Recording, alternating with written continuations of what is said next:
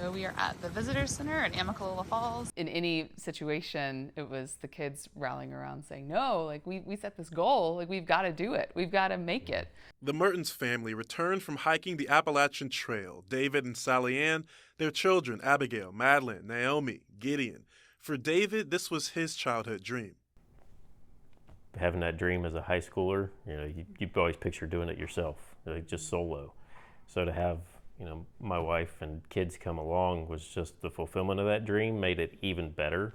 It was definitely a difficult challenge, but we'd done our research to know what to expect. But fulfilling that dream was really touching.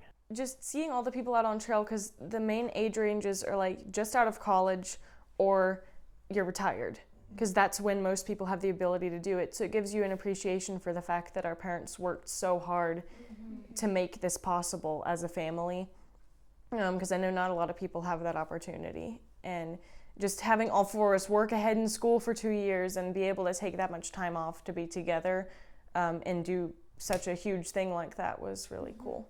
The Mertens kids are homeschooled, close to half a decade of overall prep, then the last 2 years of school planning, creating space for 148 days for other styles of learning and experiencing to interplay.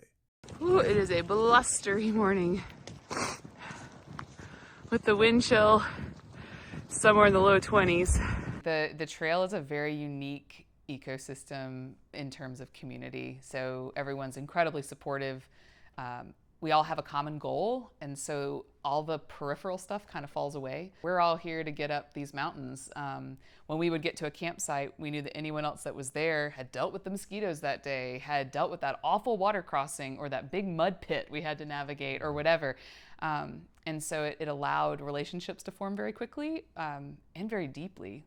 I asked the kids about hardships along the AT. Packaged food.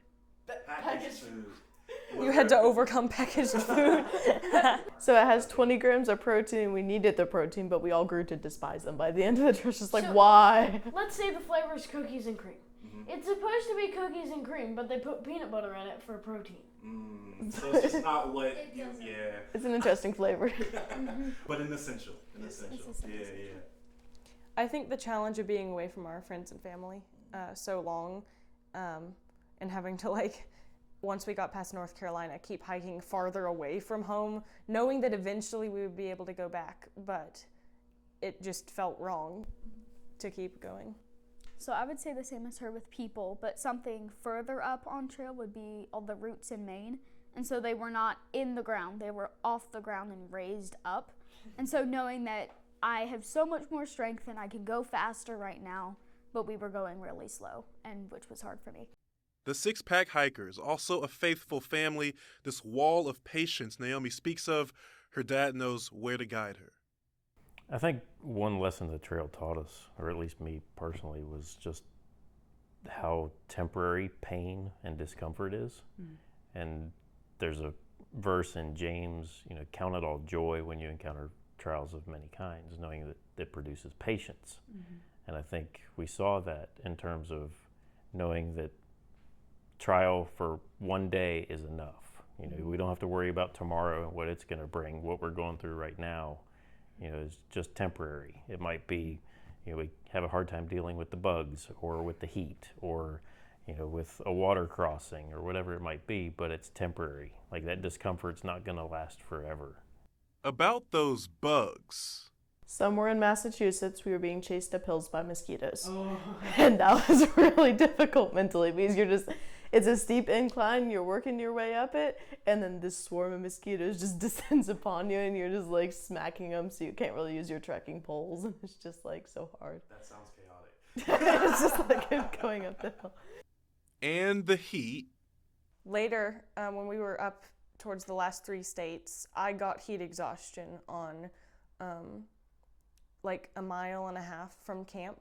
We were going down these really steep rock, or not really steep, but it was rock slabs down this mountain, and that was challenging. When we made it to camp, everyone was our family members were grabbing cool towels and stuff, cooling down my buff and whatever to try and bring my temperature down a little bit. But it was nice to have everyone helping me out when we got there. It's been 6 or 7 days, and we are so ready to be in beds and shower. We smell atrocious. For me, it was day 134. I had to give myself a lot of grace. So I tried to not show the struggle as much with the kids. We were on the trail 148 days, so this was only 2 weeks from the end. But for me, it was just an incredibly difficult day with a massive fall, stepping into a bog of mud where there was a plank across it, but unbeknownst to me, it wasn't attached to anything. So I stepped on it and just went straight in. And these things are deep. And then it started raining, and everything was slippery and wet and just gross. I just needed a minute, but we'll see. And I'm not someone who screams or anything like that. And I scared the kids. I just screamed because I was just so frustrated. And I talked to them later about it. I was like, y'all, like, we're all going through this. They went through it emotionally. They also braved the elements, though those elements, the entire purpose. I would say Virginia was my favorite state, and it was the longest state. It was 500 miles, but there were a lot of gorgeous views, and I can't remember. I think it was where the ponies were. I don't remember. Grayson Highlands. That was Virginia. One of my favorites. That was in Virginia. And the Triple Crown was amazing. We got to go up Dragon's Tooth, and the view was absolutely gorgeous. I loved it. Just seeing how the mountains change as you get farther north, because you'll have the more rolling mountains, like there's still up and downs, but it's more rolling near the south. And then you get to Pennsylvania, and the views are like farmland and a flat mountain range. And then you get to the Whites, and it's just like full-on mountain spikes, jagged mountain spikes. So it's cool to see the change. Sally Ann had a birthday on the trail. But we stayed at Big Meadows Lodge and had dinner, and my parents watched the kids one day, took them to some caverns, and we had like the whole day, just the two of us. And that was the first day up to that point that we had spent without the kids, like without them by our side. Did we have another day? I don't think so. No, that was the only day. Happy birthday to you. Yay! They encountered the world. I love that the trail is like such a unique community. There's not really another one like it that draws people from everywhere around the world, from all the states and a lot of the continents as well, just to come and hike it. And nobody's really judging anyone else about it. Nobody talks about politics on trail, and there's no like, I don't know, people just like exist in harmony for the most part. They also made it to Times Square. Times Square, baby! Ultimate appetite. There are so many billboards. We spent 2 full days in New York City. Yeah. It was a whirlwind. It was a whirlwind. For the kids, it was the smell. The smell was really difficult for them because you're just in fresh air all day on the trail. It's very rare that you hit any kind of pollution of any kind.